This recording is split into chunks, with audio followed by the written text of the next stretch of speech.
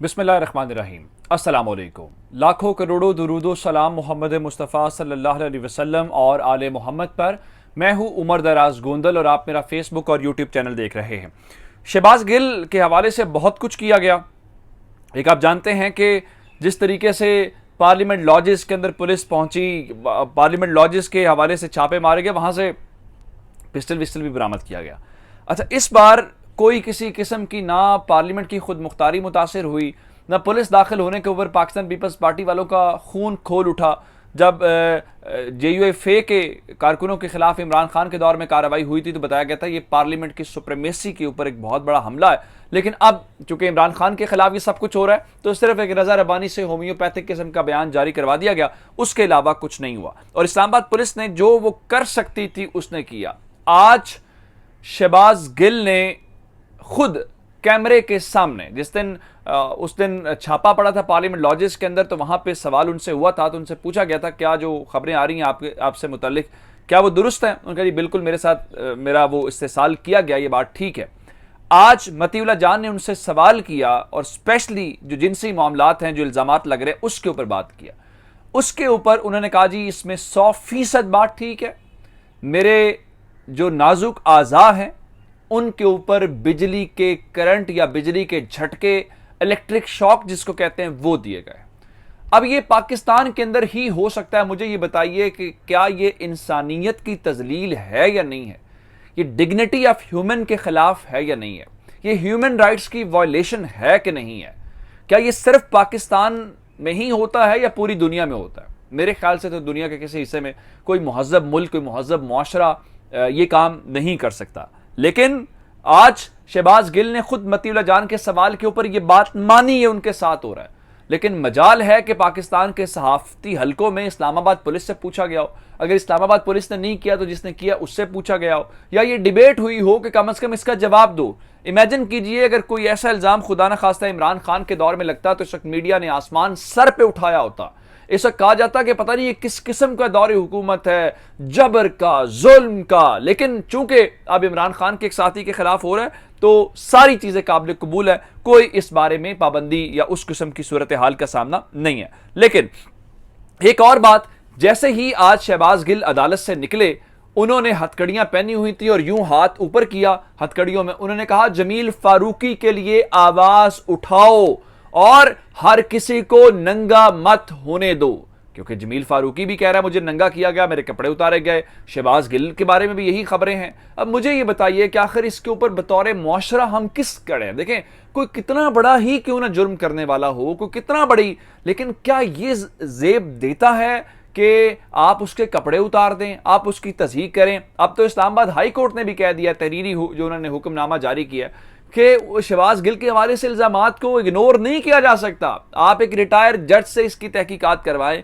लेकिन ये पाकिस्तान है, यहां पे सब कुछ चल सकता है, बगैर कुछ बोले चल सकता है। और दूसरी जानिब आज हैरान कुन तौर पे पुलिस को अदालत के सामने ये जस्टिफाई करने में बिल्कुल, उन्हें पूछा, उन्होंने कहा जी हमें 7 रोज का मजीद रिमांड दिया जाए।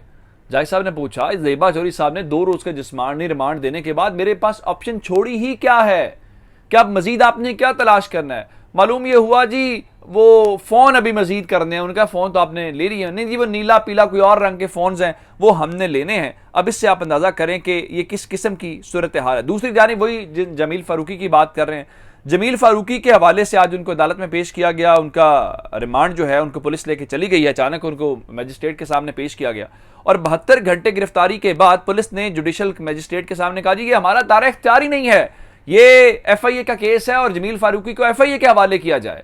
लेकिन उसके बाद जब नहीं किया तो ये बयान वापस लिया और पुलिस उसको वापस लेके चली गई है।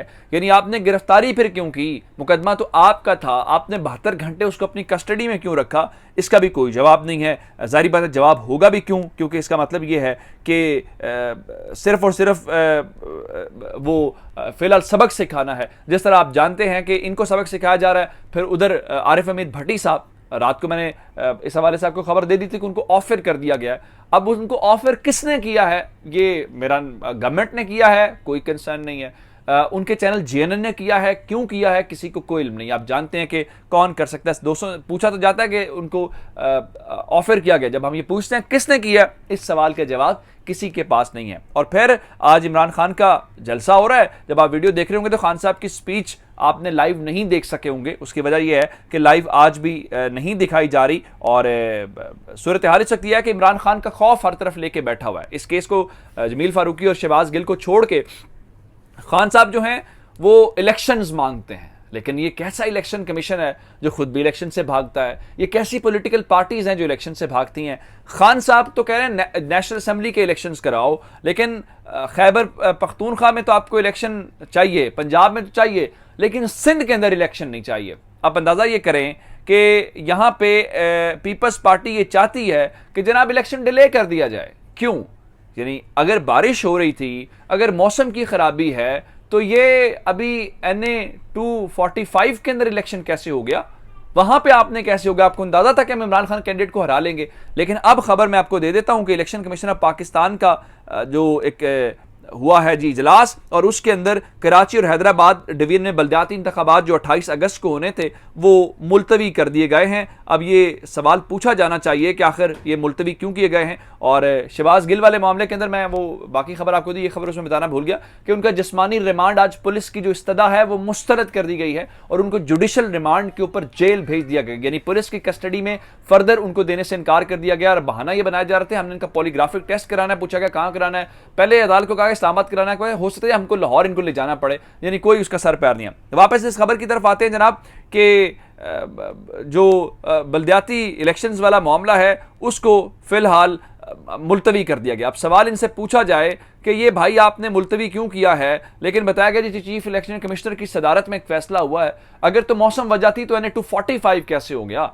ये सिर्फ और सिर्फ बल्दियाती इलेक्शंस के अंदर जहां पे आपको इमरान खान का खौफ है, शिकस्त का खौफ है। मुझे तो ये लग रहा है कि इलेक्शन कमीशन ऑफ पाकिस्तान बड़ी माजरत के साथ, शायद मेरी बात बुरी लगे, कहीं वॉकओवर तो नहीं दे रहे हैं इन जमातों के कि और टाइम ले लो और तैयारी कर लो। देखो, आज कराओ, महीने के बाद कराओ, इमरान खान आपको नहीं छोड़ने वाला, और वो उसका सामना आपको हर सूरत करना ही पड़ेगा। अब जरा एक खबर और सुन लीजिए। खान साहब के चूंकि कल तक उन्हें हर सूरत जमानत करवानी है ATC से, और खान साहब हरीपुर के अंदर आज मौजूद है, वहां पे जलसा है पाकिस्तान तहरीक इंसाफ का। और जब आप वीडियो देख रहे होंगे तो जलसा खान साहब की स्पीच हो चुकी होगी।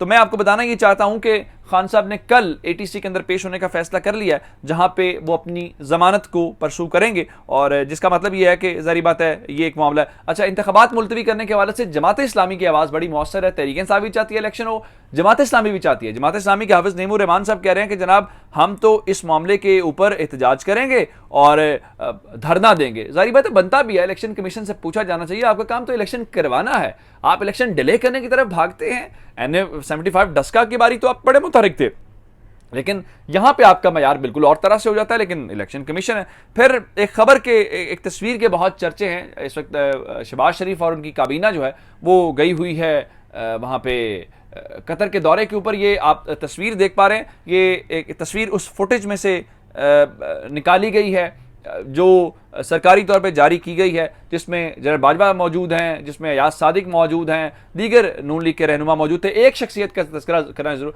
ताहिर अशरफी मौजूद थे। ये पहले हुकूमतों को, जैसे फजलुर रहमान हर हुकूमत का हिस्सा होते हैं, ताहिर अशरफी खलीजी ममालिक में जाने वाले हर टूर का पार्ट होते हैं। मुझे नहीं पता ये कितने बड़े सिफारतकार हैं, इनकी क्या सलाहियत है जिनकी बुनियाद के ऊपर ये अरब ममालिक में इनको लेके जाया जाता है। अच्छा, लोग जो हैं ये जनरल बाजवा साहब की और अयाज सादिक साहब की जो तस्वीर है, जारी बात है ये फुटेज में से निकाली गई है, उसके बहुत चर्चे हैं। उसकी एक वजह लोग उस माजी के बयान को लेकर कर रहे हैं जिसमें अयाज सादिक साहब ने जनरल आर्मी चीफ के बारे में वो पसीना आने वाली और टांगे कांपने वाली बात थी। लोग कह रहे हैं क्या खूबसूरत फ्रेम है कि दोनों एक साथ बैठे हुए एक तवील अरसे के बाद। चलिए, अच्छी बात है, माजी को भुला के आगे बढ़ना चाहिए। अपना बहुत सारा ख्याल रखिएगा। खुदा हाफिज।